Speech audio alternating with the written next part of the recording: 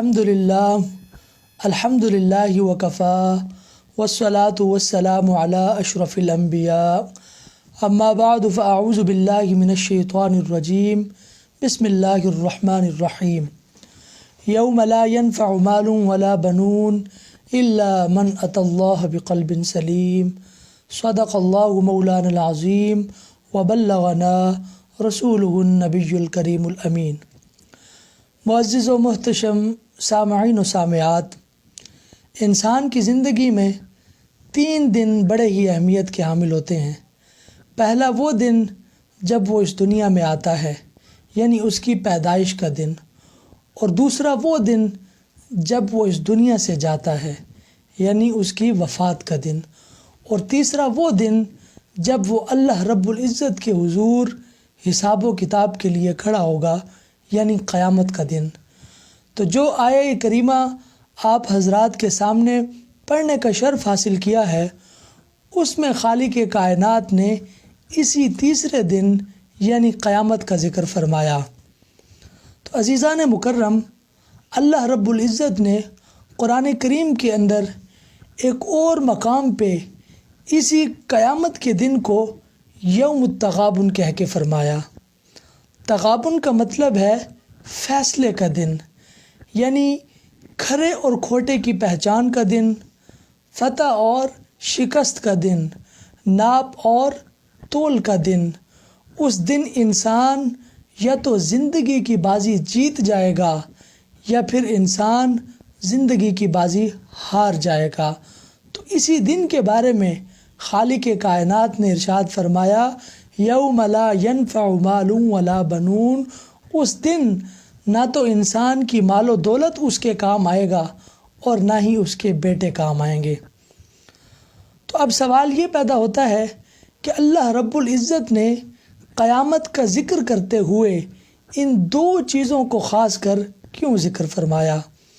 تو اس کا جواب دیتے ہوئے مفسرین کرام فرماتے ہیں کہ مال و دولت کا ذکر اس لیے اللہ سبحانہ و تعالیٰ نے فرمایا کیونکہ عام طور پر انسان کے دل و دماغ میں یہ بات گھسی ہوتی ہے کہ اگر اس کے پاس مال و دولت ہو تو وہ کائنات کی بڑی سے بڑی مشکل کو آسانی سے حل کر سکتا ہے، مگر یہ بات سراسر غلط فہمی ہے۔ کیونکہ سمجھنے والی بات ہے کہ مال و دولت کے ذریعے انسان اینک تو خرید سکتا ہے مگر بینائی نہیں خرید سکتا۔ مال و دولت کے ذریعے انسان کتاب تو خرید سکتا ہے مگر علم نہیں خرید سکتا۔ مال و دولت کے ذریعے انسان نرم و ملائم بستر تو خرید سکتا ہے مگر میٹھی نیند نہیں خرید سکتا۔ اسی طرح مال و دولت کو خرچ کر کے انسان میڈیسنز تو خرید سکتا ہے مگر اچھی صحت نہیں خرید سکتا۔ مال و دولت کو خرچ کر کے انسان کسی کی خوشامد تو خرید سکتا ہے مگر کسی کے دل میں اپنے لیے محبت نہیں خرید سکتا۔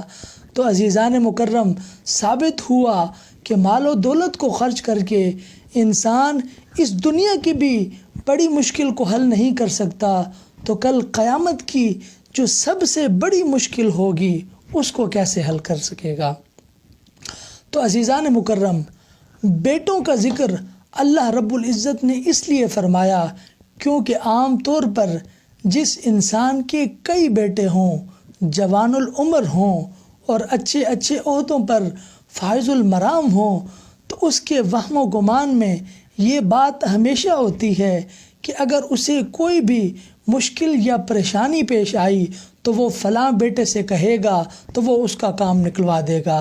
تو خالق کائنات نے اس بات کی بھی نفی کر دی اور فرمایا کل قیامت کے دن نہ تو انسان کی جائیداد اور اس کا مال و دولت اس کے کام آئے گا اور نہ ہی اس کے بیٹے کام آئیں گے۔ یا باری تعالیٰ، پھر آخر وہ کون سی چیز ہوگی جو قیامت کے دن ہم گناہ گاروں کے کام آئے گی؟ تو اللہ رب العزت نے اس کا جواب بھی ہمیں عطا فرما دیا۔ خالق کائنات نے فرمایا الا من اتی اللہ بقلب سلیم، جو سنورا ہوا دل اللہ کے پاس لے کر آئے گا یہی دل اس کے کام آئے گا۔ تو یہی دل اس کے کام آئے گا۔ اب سوال یہ پیدا ہوتا ہے کہ سنورا ہوا دل وہ کون سا دل ہوتا ہے؟ تو سنورا ہوا دل اس دل کو کہا جاتا ہے جو اللہ سبحانہ و تعالیٰ کی محبت کے علاوہ کسی کی محبت میں مشغول نہ ہو، جس میں اللہ رب العزت کے علاوہ کسی اور کی محبت نہ ہو۔ سنورا ہوا دل اس دل کو کہا جاتا ہے جو اللہ سبحانہ و تعالیٰ کی نافرمانیوں سے اپنے آپ کو دور رکھے۔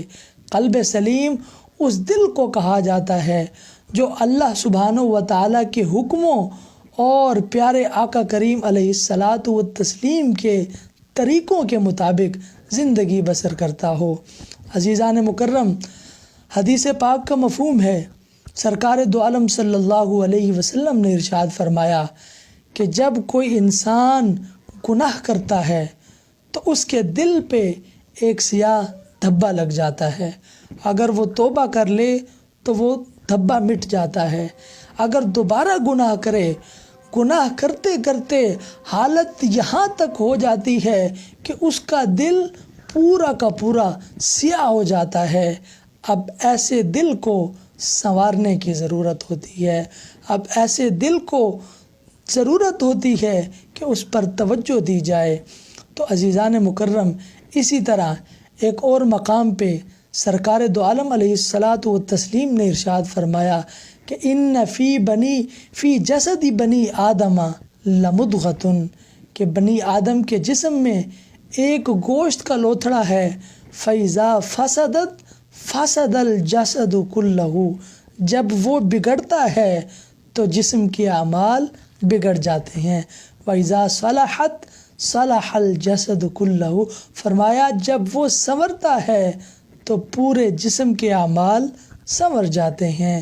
الا وہی القلب، جان لو کہ وہ دل ہے۔ تو معزز و محتشم سامعین و ناظرین کرام، ان آیات بینات سے اور احادیث طیبہ سے معلوم ہوتا ہے کہ ہمارا دل کس قدر اہم اور ضروری ہے، کیونکہ کل قیامت کے دن اللہ سبحانہ و تعالیٰ کی توجہ کا مرکز ہمارا دل ہوگا۔ عزیزان مکرم، اب سوال یہ پیدا ہوتا ہے کہ آخر اس دل کو کیسے صاف کیا جائے؟ تو اس کا جواب بھی ہمیں سرکار دو عالم علیہ الصلاۃ والتسلیم نے ارشاد فرما دیا۔